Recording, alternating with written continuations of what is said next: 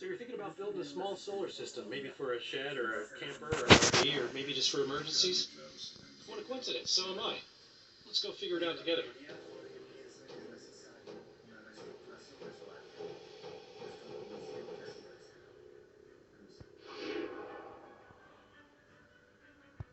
Alright, so let's say that you really don't need the portability of something like one of these power stations here, these portable power stations. Maybe you want something more permanent mounted, either in an RV or a van, or maybe a shed. Let's say you want to build your own solar generator system that can grow with you. Well, you're going to need a few basic components to start, and that's what we're going to do. So first of all, you're going to need a way to store your power. So you're going to start with a battery. So the system we're going to build together here is I would call it a small system that's expandable. I'm going to use a 100 amp hour battery. And some of these components were given to me, like Ampere Time did provide this battery for me, this lithium iron phosphate battery. And then Bouge RV provided the charge controller, because you're going to need a way to get the power from the solar panels into the battery. So that's where the charge controller comes into play. So we don't just want to store power, right? We want to be able to use it too. So we need an AC inverter. So I bought this particular inverter with my own money off Amazon because I wanted to do this video and I didn't have all the pieces that I needed. So I needed more than just the battery and a charge controller. So this is a 2,000 watt pure sine wave inverter. So it handles 2,000 watts continuous and up to 4,000 watts peak. Now that's probably overkill for what we're going to be using here. It's probably at least double what I really need. But again, I'm wanting to build a system that I can easily expand. So I'm going to have the components in place that all I need to do if I want to expand this is add another battery and then add another solar panel or two. And then I instantly got a significantly larger capacity system.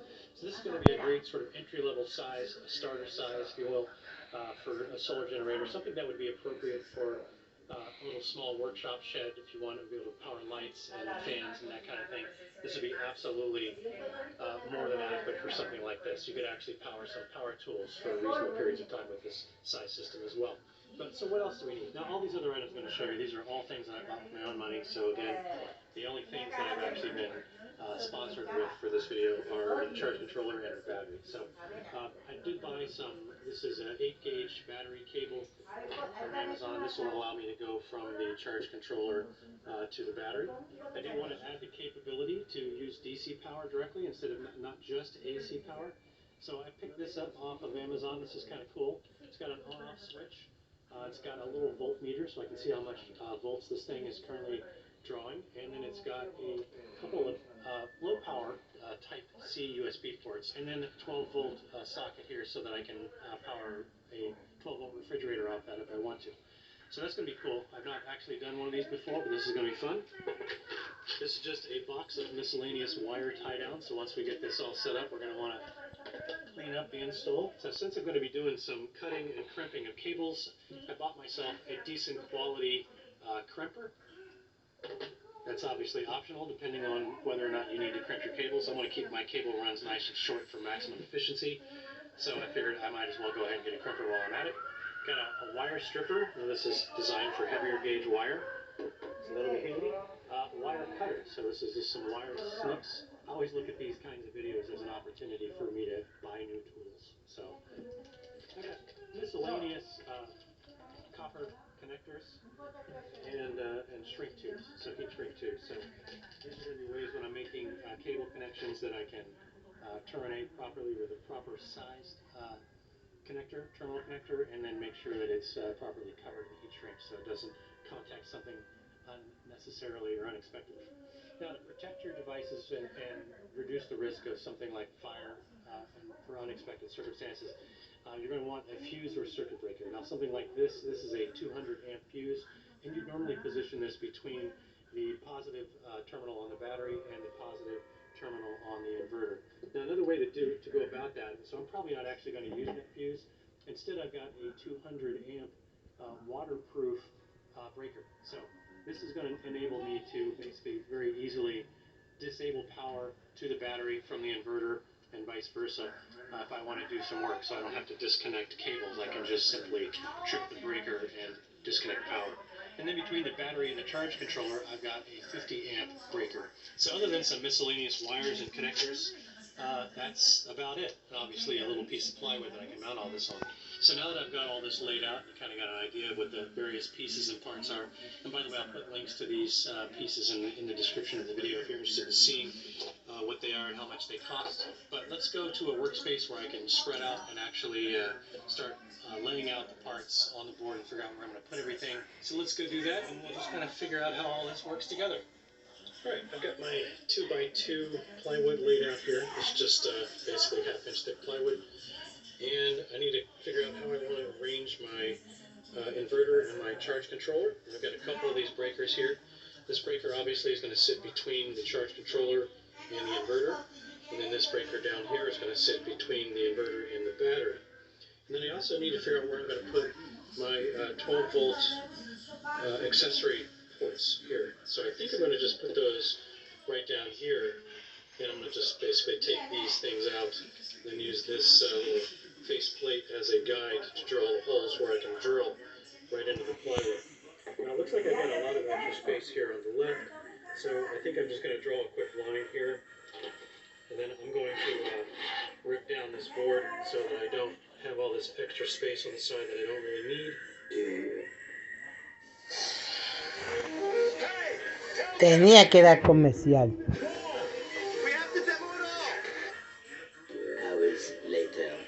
Alright, so I've got my mounting plywood here ripped down the side to remove the excess surface area.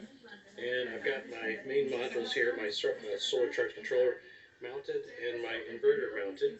And then I've got my 50 amp fuse mounted here, my 200 amp fuse mounted here. By the way, I didn't mention this in the other part of the video, but I highly recommend getting a decent multimeter and being able to use that to test your connections, test the output from your solar panels. You can test the current voltage on your batteries. Just really great for troubleshooting and great for knowing exactly what's going on, and also making sure that the data you're getting here matches the data that you're getting directly off the battery or from your test leads from your multimeter. So highly recommend that.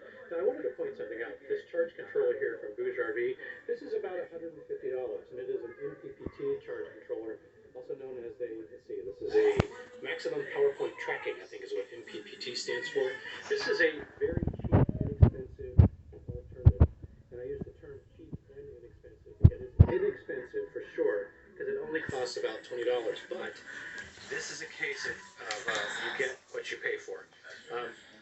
It is very cheap in addition to being inexpensive. So this is rated at 20 amps, whereas this one is rated at 40 amps. So obviously there's a big difference there. This is also a PWM type charge controller, which isn't bad just based on the surface, just on the fact that it's a PWM, that's pulse width modulation.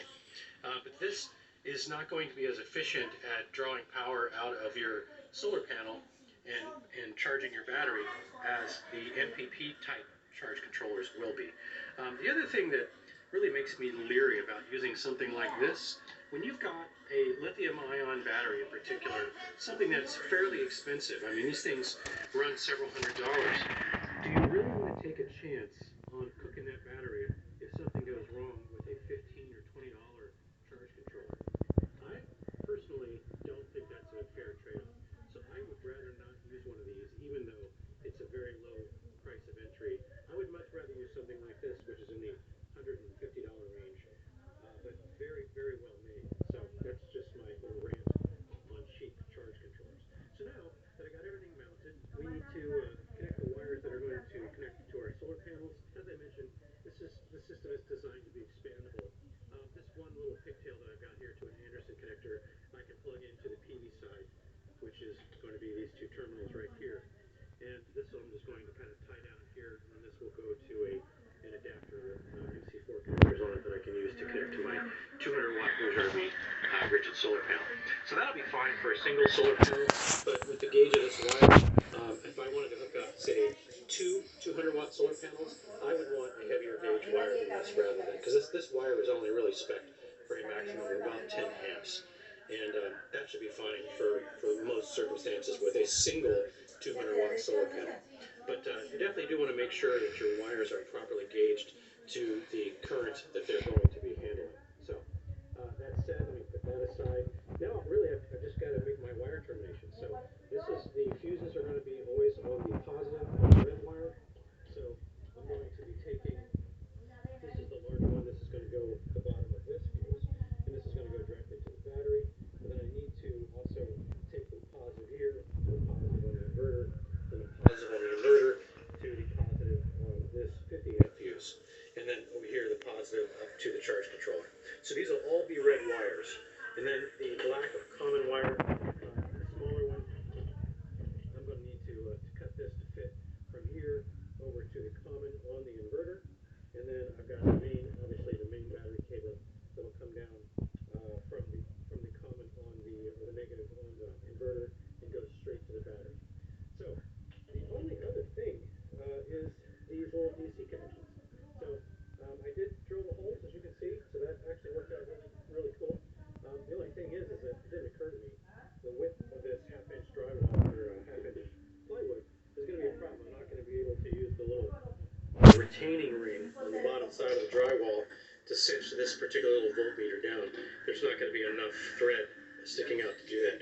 So I think the solution there for me, instead of just trying to drill a bigger hole, which will be a little bit of a challenge without a drill press, is I'm just going to actually put some super glue around this little flange and then just super glue this into place once I get it where I want it. So I think that's going to be the easiest solution there.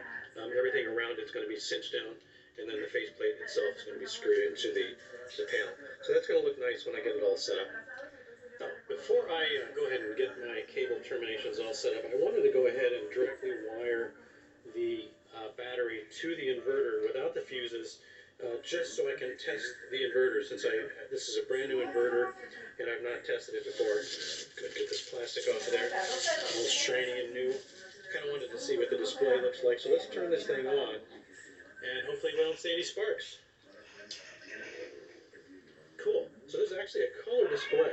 We've got 13 volts DC in. We're outputting 111 volts out of this, so I can hook appliances up to this right now and actually run them. So that's pretty neat. All right, I got a floor fan here. Let me just go ahead and plug this in. See if it fires up.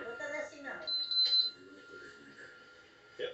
Assuming you can hear that. It's actually right over there. All right, so we know the inverter works. So I'm going to go ahead and take these wires back off and then go ahead and do the wire terminations as I had originally planned it.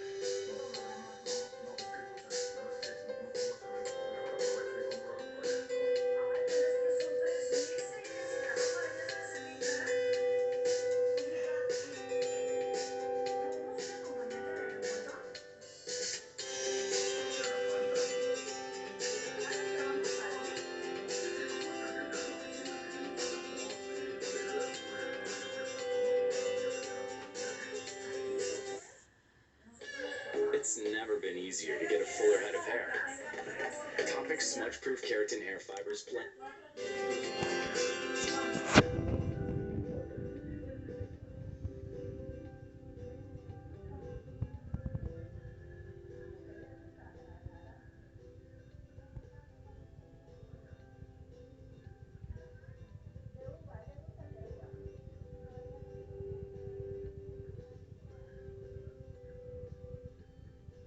Right, so I got all my wire terminations done. You can see I've got everything nice and tied down here. This is a little pigtail to my interconnector that goes to my solar panels.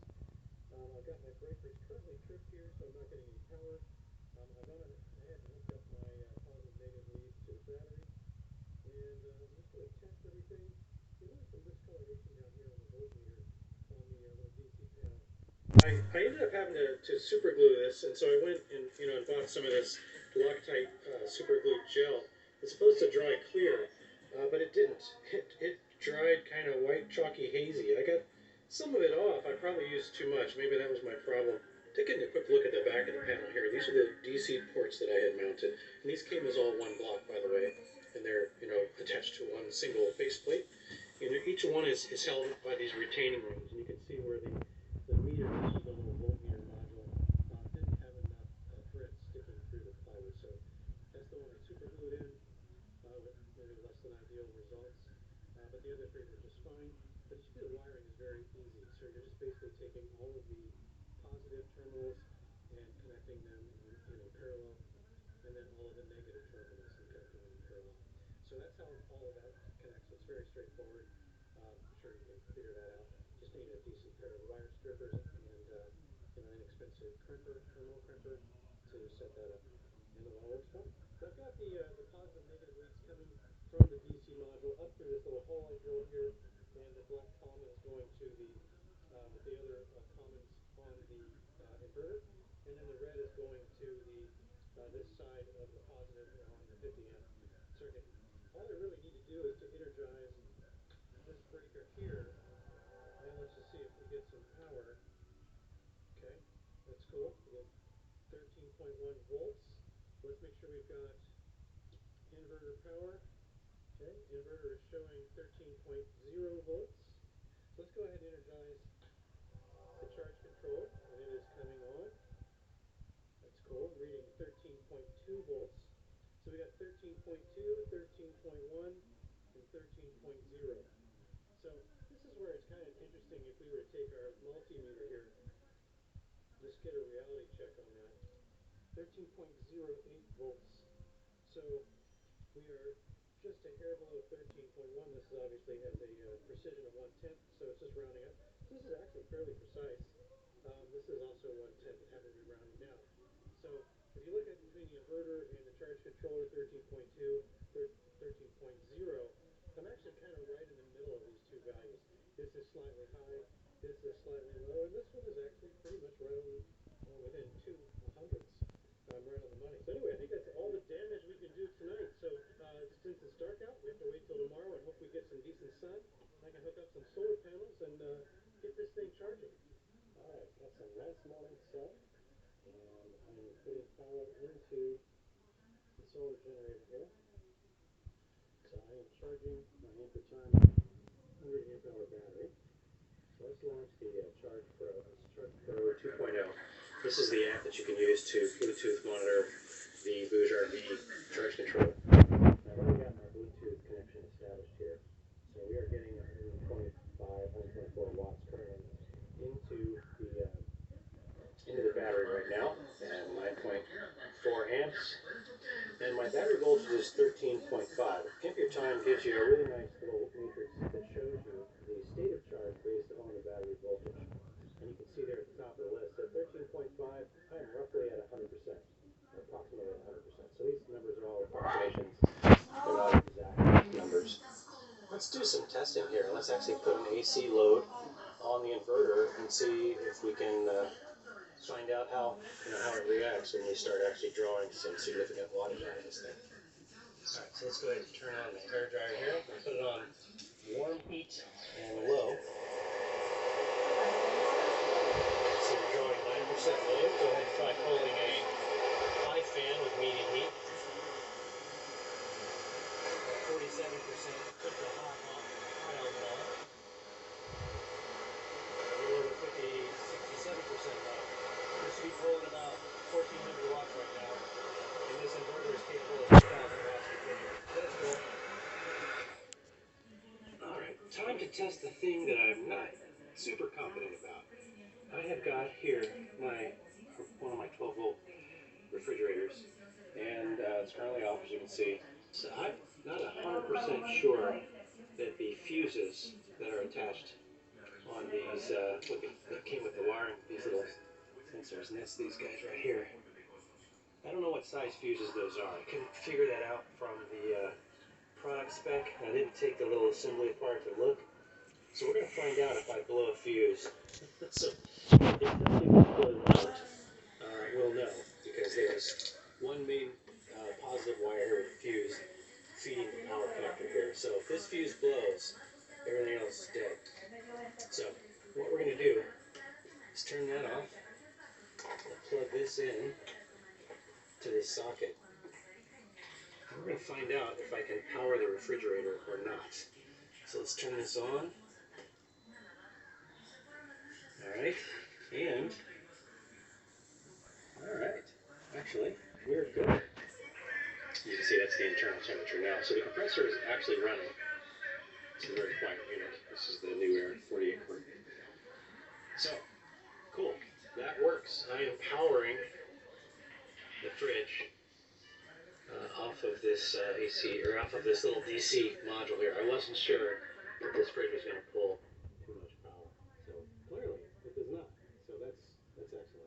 Really happy with this setup. As I mentioned originally, I kind of designed this so that I could expand this at some point if I wanted to. I already have 2,000 watt continuous 4,000 watt inverter, and so it'd be very easy for me to add just a second battery. So if you're curious what this 100 amp hour equates to in terms of watt hours, like a lot of portable power stations are rated at, just multiply 12 times 100 amp hours and you get watt hours. So 1,200 watt hours is the rated capacity for this battery. So I could add another 100 amp hour battery and I would get 2,400 watt hours of capacity with the second battery. I wouldn't need to change the the inverter.